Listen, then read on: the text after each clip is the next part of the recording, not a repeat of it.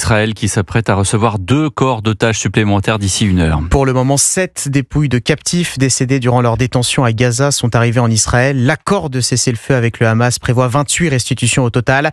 Frédéric Simon, vous êtes le correspondant d'Europe 1 à Tel Aviv. Une première entorse à cet engagement a été signalée ce matin.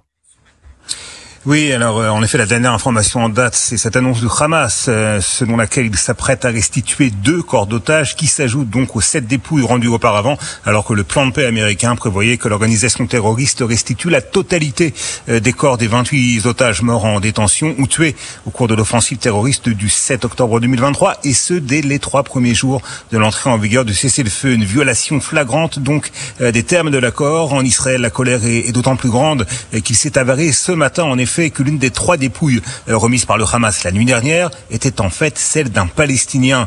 Des mesures de rétorsion ont été décidées par les autorités israéliennes, notamment la diminution des quantités d'aide humanitaire destinées à la population gazaoui, ainsi que la fermeture du point de passage de Rafah, situé entre la bande de Gaza et l'Égypte. Le terminal restera fermé demain en dépit des pressions égyptiennes. Autre conséquence de ces premières difficultés dans la mise en œuvre du plan de paix américain, l'ouverture des pourparlers sur la seconde phase du plan a été reportée.